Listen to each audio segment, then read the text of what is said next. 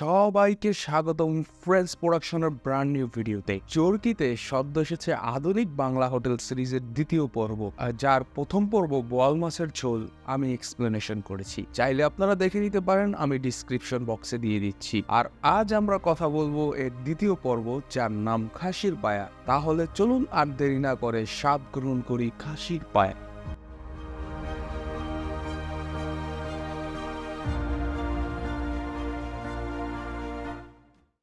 গল্পের শুরু হয় একটি ঝড়ের রাতের সিন দিয়ে, যেখানে প্রচুর বাতাস বইছিল, বাইরে প্রচুর বৃষ্টি হচ্ছিল, ঘড়ির কাঁটা টং টং আওয়াজ করছিল। স্বামী এবং স্ত্রী ঘুমাচ্ছিল। হঠাৎ করে স্বামীর ঘুম ভেঙে যায়।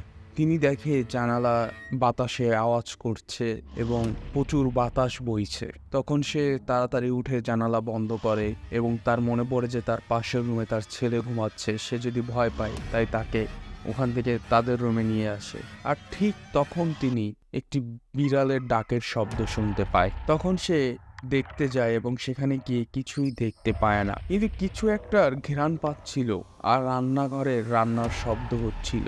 তখন সে রান্নাঘরে যায় ও দেখে তার ওয়াইফ দাঁড়ানো। তাকে বলছে, 3 দিন ধরে বাসায় থাকবো না, তোমার জন্য কিছু একটা রান্না করে যাই, তোমার প্রিয় খাসির পায়া। বলেই তার ওয়াইফের চোখ উল্টে যায় এবং সে প্রচণ্ড ভয় পায় এবং সে পিছন দিকে ঘুরতেই তার ওয়াইফকে দেখতে পায়। সে তাকে জিজ্ঞেস করে, তুমি কি ভয় পাইছো? তুমি রান্না করে কি করছিলা? নিশ্চয়ই জানলা লাগাইতে আসছো। পরের দিনের সিনে আমরা দেখতে পাই যে সে টাকা গুছাচ্ছিল এবং তার ওয়াইফ বসে কাপড় গুছাচ্ছিল। আসলে মূলত তার ওয়াইফ তার ফ্যামিলির সাথে একটা ট্যুরে কক্সবাজার ঘুরতে যাবে, যেখানে তারও যাওয়ার কথা ছিল, কিন্তু সে কোনো কারণে ছুটি পায় নাই, সে তাই যেতে পারে নাই। তার ওয়াইফ তাকে বলে যে, তুমি এই কথাটা আমার আগে বলতা, তাহলে আমি প্ল্যানটা ক্যান্সেল করে দিতাম। তখন সে বলে, না, তোমাদের অনেক দিনের প্ল্যান, এটা ক্যান্সেল করবা, এর জন্য আর বলি নাই, তোমরা যাও, এনজয় করো, আমি ছুটি পেলে আসবো না। তখন সে বলে যে, তুমি একা বাসায় কিভাবে থাকবা? গতকালকেও তো রান্নাঘরে জানালা লাগাইতে গিয়ে তুমি ভয় পাইছো। তখন সে বলে, চিন্তা করো না, আমি হয় আরিফকে আমার বাসায় নিয়ে আসবো, না আরিফের বাসায় যায় আমি থাকবো। এরপরে সে জিজ্ঞেস করে যে, তুমি কি রান্নাঘরে কিছু একটা বসিয়েছো?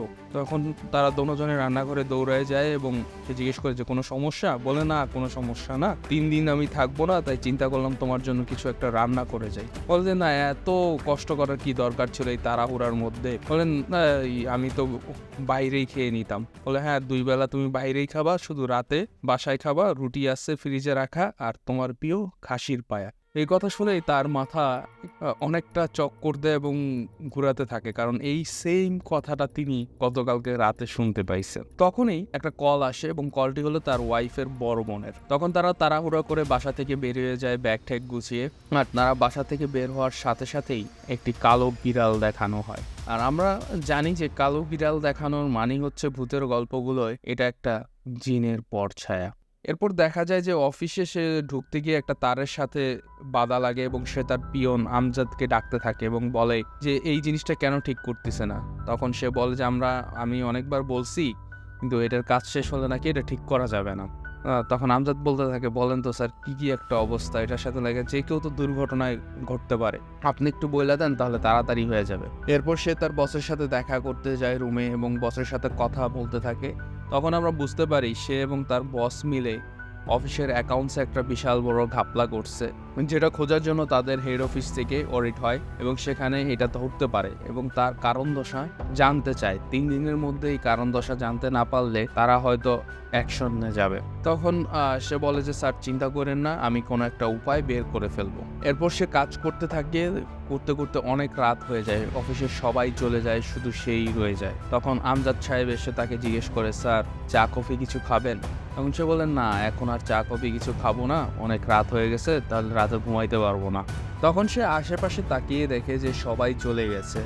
তখন সে তার বন্ধুকে মেসেজ দেয় এবং সে জানতে পারে যে তার বন্ধু সিলেটে আছে এবং তার আর এক বন্ধু ঢাকার বাইরে আছে, তার মানে তার কোনো বন্ধুই ঢাকার ভিতরে নাই। তখন সে বুঝতে পারে যে তার একা থাকতে হবে। সে কী করবে বুঝতে পারছে না, তার মনের ভিতরে প্রচণ্ড ভয় কাজ করছিল এবং বাসায় একা থাকার যে ভয়টা তাকে আক্রত করতেছিল আস্তে আস্তে, সেটা আমরা বুঝতে পারছিলাম। তখন সে তার বন্ধুর কথা মতো পার্কে কিছুক্ষণ জগিং করে এবং জগিং করার পর একটা বেঞ্চে বসে। তখন একটা পিচ্চি তার পিছনে এসে বলে, স্যার 200 টাকা দেন, খাসির পায়া খাবো। তখন সে বলে চলে যেতে। সে আবারও বলে, স্যার 200 টাকা দেন, খাসির পায়া খাবো। তো সে কিছুটা বিরক্তই হয়ে যায় যে 1 টাকা 2 টাকা না 200 টাকা চায়। টাকা মনে হয় গাছে ধরে। তখন সে ওখান থেকে উঠে হাঁটতে শুরু করে। তখন ওই ছেলে তার পিছনে যেতে থাকে আর বলতে থাকে, স্যার 200 টাকা দেন, খাসির পায়া খাবো। এভাবে একটা পর্যায়ে সে ওই ছেলের গায়ে একটা চর বসিয়ে ওখান থেকে চলে যায়। এরপর রাতে সে খাসির পায়া এবং রুটি খেতে বসবে, ঠিক তখনই আবারও রান্নাঘর থেকে কোনো একটা শব্দ। তার মনের মধ্যে এতটা ভয় কাজ করছিল তখন, আমরা সেটা দেখেই বুঝতে পারছিলাম। সে অনেক ভয়ে ভয়ে আস্তে আস্তে রান্নাঘরের দিকে এগিয়ে গেল এবং অনেক কষ্টে নিজেকে সাহস যোগে যখন সে রান্নাঘরে তাকালো, না, কিছু তো নেই। তখন সে রান্নাঘরের থেকে খাবার রুমের দিকে ফেরত আসে এবং এসে দেখতে পায় যে তার সেই খাসির পায়ে একটা বিড়াল খাচ্ছে এবং সেটা থেকে তার প্রচণ্ড বমি আসে। তখন সে ওয়াশরুমে যায় এবং সেখানে হাত মুখ ধোয়। এরপরে সে ওয়াশরুম থেকে যখন টেবিলের দিকে তাকায় দেখে বিড়ালটা আর নেই, চলে গেছে।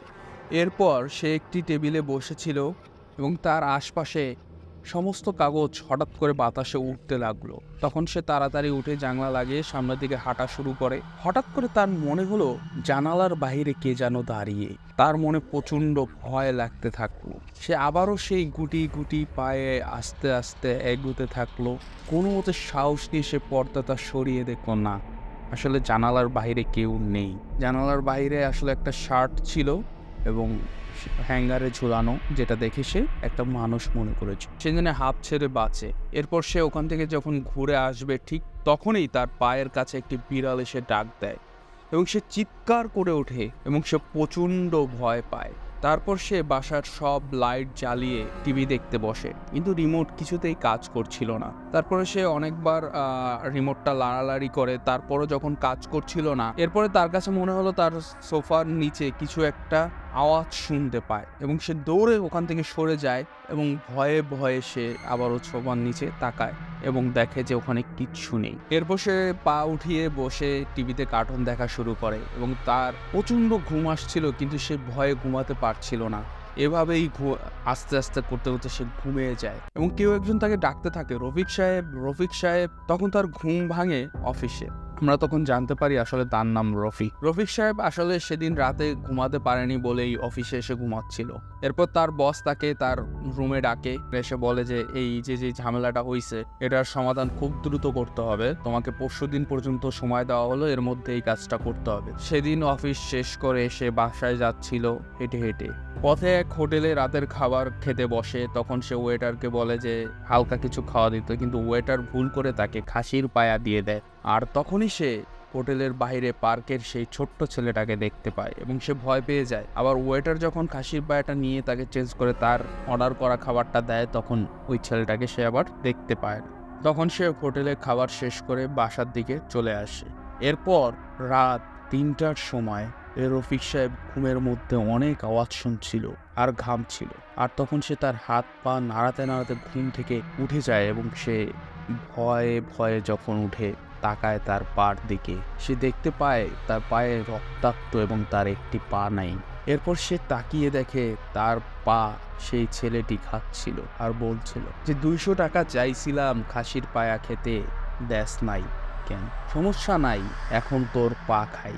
তখন রফিক সাহেব প্রচণ্ড ভয় পায় এবং ভয়ে ভয়ে সে খাট থেকে পড়ে যায় এবং তার ঘুম ভেঙে যায়। আসলে সে এতক্ষণ যা দেখছিল তার সবই স্বপ্ন ছিল। তখন সে পানি খায় এবং মুখ ধুয়ে রুমে বসে টিভি দেখছিল। টিভি ছাড়তেই মাছের ঝোলের পর্বের আত্মা ফিরে আসার সিনটি সে দেখতে পায় এবং তখন সে টিভি বন্ধ করতে চায়, কিন্তু কোনো মতেই যেন পারছিল না। হঠাৎ সে ভয়ে ঘামতে থাকে। তখন সে পার দিকে তাকিয়ে দেখে সেই ছেলেটা পা ধরে আছে আর বলছে 200 টাকা চাইছিলাম খাসির পায়া খেতে, দেশ নাই কেন? সমস্যা নাই, এখন তোর পা খাই। তখন সে তার পা সরানোর জন্য প্রচণ্ড চেষ্টা করতে থাকে, কিন্তু কিছুতেই যেন সে তার পা সরাতে পারছিল না। তখন সে মাথা ঘুরে নিচে পড়ে যায় এবং অজ্ঞান হয়ে যায়। এরপরে রফিক সাহেবের অজ্ঞান থেকে সচেতন হয় দিনের বেলায়। সে তাড়াতাড়ি উঠে অফিসে আসে। এদিন কাজ করতে করতে সব সময়ের মতন রাত হয়ে যায়। তখন আমজাদ সাহেব এসে আবার জিজ্ঞেস করে, স্যার চা কফি কিছু দিব? তখন রফিক সাহেব ঘড়ির দিকে তাকিয়ে দেখে রাত্র 7টা বাজে এবং সে বলে যে না, চা কফি কিছু দিও না, তুমি আমার জন্য রাতের খাবারের ব্যবস্থা করো, আর আজকে রাতটা হয়তো আমার থাকা লাগতে পারে অফিসে, তুমি থাইকো। তখন আমজাদ সাহেব বলে, স্যার আপনারা বলছিলাম আমার মেয়ে অসুস্থ, আমি থাকতে পারবো না। তখন বলে, ঠিক আছে তাহলে তুমি 10টা পর্যন্ত থাকো, এরপরে না হয় চলে যাও। এরপরে আমজাদ সাহেব বাহিরে যায় তার জন্য খাবার আনতে, আর তখন রফিক সাহেব পুরো অফিসে একা থাকে। রফিক সাহেব কাজ করছিল, হঠাৎ করে প্রচণ্ড বাতাস ছাড়ে বাহিরে, সাথে বৃষ্টি, বাতাসে তার কাগজ উঠছিল, যদিও সে অনেক কিছু দিয়ে চাপ দিয়ে রেখেছিল। হঠাৎ করে অফিসের কারেন্ট চলে যায়। তখন রফিক আমজাদকে ডাকতে থাকে, আমজাদ আমজাদ, কিন্তু কিছুতেই সে আমজাদকে পাচ্ছিল না এবং সে প্রচণ্ড ভয় পাচ্ছিল। তার চোখে, চেহারায় সব কিছুতে দেখা যাচ্ছিল। সে হেঁটে হেঁটে অফিসের সামনের দিকে যাচ্ছিল আর আমজাদকে ডাকছিল। হঠাৎ করে সে পিছনে তাকালেই সেই ছেলেকে দেখতে পায়। সে একটা চাপাতি হাতে দাঁড়িয়ে আছে আর বলছে, স্যার 200 টাকা চাইছিলাম খাসির পায়া খাইতে, দেশ নাই কেন? সমস্যা নাই, এখন তোর পা খাই। এ কথা শোনার পরে রফিক সাহেব প্রচণ্ড ভয়ে যখন দৌড় দিতে যাবে অফিসের সেই তারে তার পা বেঁধে টেবিলের উপর মাথা পড়ে সে নিচে রক্তাক্ত অবস্থায় পড়ে থাকে। সে যখন মৃত্যুর শেষ খুনটা গুনতে থাকে তখনও ওই ছেলেটাকে দেখতে পায় আর শুনতে পায়, স্যার 200 টাকা চাইছিলাম খাসির পায়া খাইতে, দেশ নাই কেন? এখন তাহলে তোর পাও খাই। ঠিক তখনই গল্পটি ওখানেই শেষ হয়। কিন্তু এরপরে আবার আমরা দেখতে পাই যে পার্কে আরেকজন এভাবে জগিং করে এসে বসে এবং তাকে পিছন থেকে ডাক দিয়ে বলে, স্যার 200 টাকা দেন, খাসির পায়া খাবো। এখানে পুরো গল্পটা শেষ হয়ে যায়। মূলত এই গল্পে পরিচালক কিছুটা মেসেজও দিতে চেয়েছিলেন যে অসহায় ছেলেরা যখন বা অসহায় যারা খেতে চায় কিছু, তাদেরকে আসলে সেই জিনিসগুলো দেওয়া উচিত।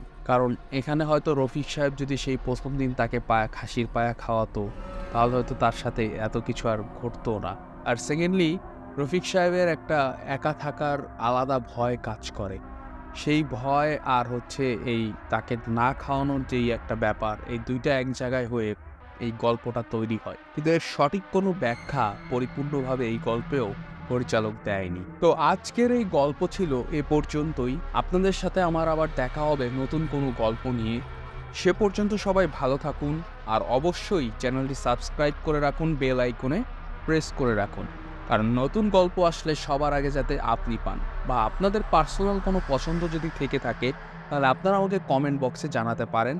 আর এই গল্পটা আপনারা যদি চরকিতে দেখে থাকেন তাহলে আমাকে জানান যে আপনাদের কাছে এটা কেমন লাগলো। তো সে পর্যন্ত সবাই ভালো থাকবেন, সুস্থ থাকবেন।